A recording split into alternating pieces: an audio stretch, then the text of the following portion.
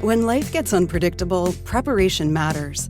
In medicine, it's all about staying alert, ready for whatever comes through the door. On the road, it's no different. That's why Volvo designs vehicles to help anticipate risk, reduce harm, and protect lives. The Volvo XC90's advanced safety systems inspire confident decisions wherever the road takes you. The Volvo XC90, for life. Proud sponsor of the Pit Podcast. Learn more at volvocars.ca/safety. Our daily look at transit takes a look at one of the most famous bridges in the world, the Brooklyn Bridge. The city of New York launched an international architectural competition to redesign, revamp, rethink the Brooklyn Bridge. And you know what? Put Montreal on the board because Montreal won the competition. In fact, our next guest, Scott Francisco, is the founder of Pilot Projects Design Collective. He's the founder and director of Pilot Projects Design Collective, the group that won the competition. Hey, Scott, it's a real pleasure to have you on the show. Hey, it's great to be here. Thank you so much for having me. Tell me a bit about yourself, because you are a Montrealer, an adoptive Montrealer. You came to this city, right? That's right. I moved to Montreal 4.5 years ago from New York City, where I'd been for 12 years before that. And but I am a Canadian, grew up in the Toronto area, and have been working on both sides of the border for most of my career. Scott, and it's great to be here in Montreal. Why have you made Montreal your home? When my wife and I got married and looked for a place to settle down, she had been in Montreal for years before that, and it was like, you've got to come to Montreal. So it's close, kind of close to home. Good to be back in Canada. It feels great these days to be in Canada, and so Montreal became the obvious choice pretty quickly. Well, we're happy to have you, and of course, all this recognition you're getting now, based on this Brooklyn Bridge revamping. The project, I got to say, is really stunning. Looking at the photos that your firm has have come up with for the redesign, let's take me through the process here. How long has this been going on for? Because I think there's several years and several components to the story of this of your thinking here on this redesign. There is. It's kind of a long story, and it's a very cool one. I should say that it's a big team that came together for this proposal. So Pilot Projects, my firm, it was the lead firm, but there's 4 other entities that were all participating both sides of the border. It all started in 2008 when I was living in Brooklyn and commuting every day across the Brooklyn Bridge. I'd always loved the bridge as an architect and knew its history. But I was paying special attention to the beautiful wooden promenade walkway, which is where the pedestrians can use the bridge. It's a very special experience. And as I walked across it one day, in fact, I walked across it barefoot one morning because there was a barefoot walking craze in New York. And I thought, what's the one place in New York City I could walk barefoot?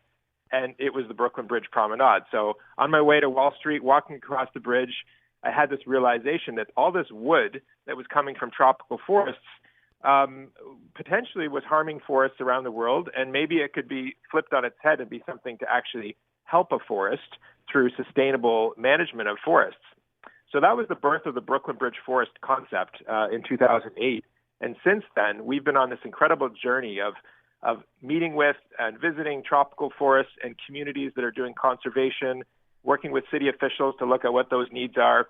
And when this competition was launched about 6 months ago, we were right there. We were like, we've got to enter this competition. We have an idea that we think is really whose time has come, and so we got the team together and put our entry in. And the winning selection, that was picked by a mix of both New Yorkers, like citizens in New York, and some architectural firms. Who selected the winner?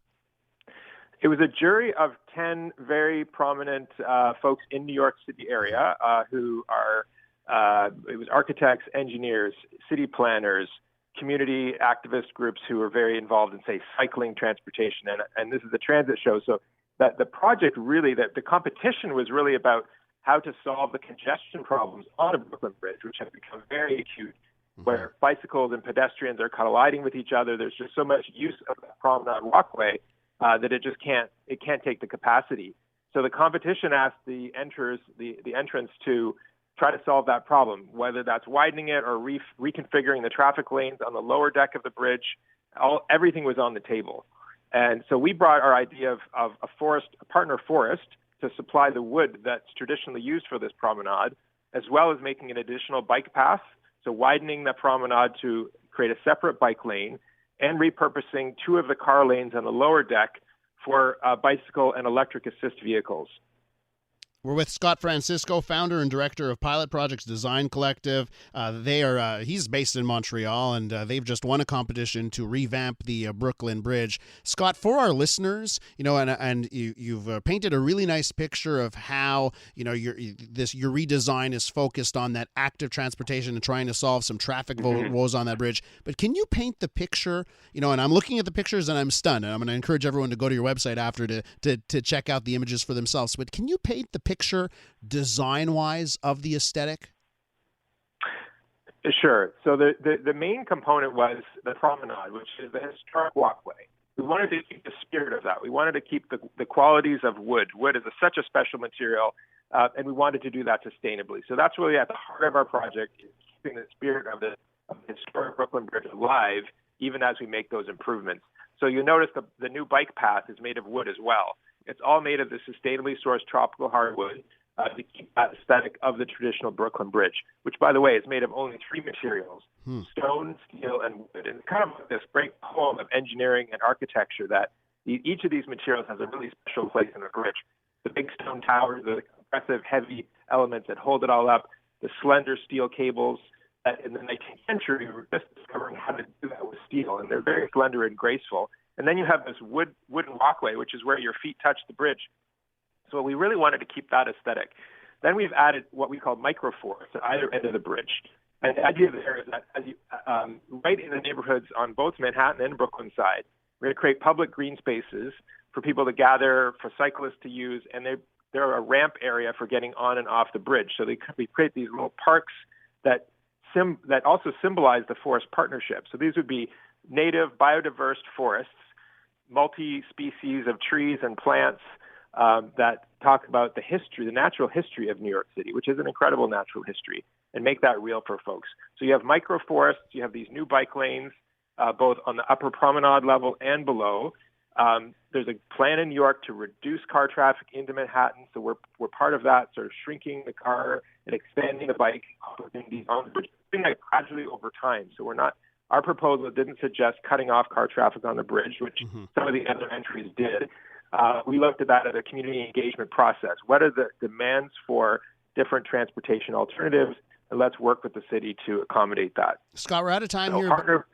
Go ahead. Yeah, we're out of time here, but I just want to ask you if is this 100% going forward? Is this a fait accompli, or are there now other hurdles budget-wise and all this other stuff that happens when you want to do something? Yeah, good question. No, this is not a fait accompli. This is a process still. This is not a guarantee of the project happening. It's a certification of sort of approval and interest, but it's not the project still has to be gone through the whole city process. So there's a lot of work ahead of us to dream a reality. Scott Francisco, founder and director of Pilot Projects Design Collective. You do a search for that, by the way, Pilot Projects Design Collective. You'll find their website, pilot-projects.org, and you can see these stunning pictures of what they imagine to be the future of the Brooklyn Bridge. Scott, thanks so much for coming on the show. Thanks for having me.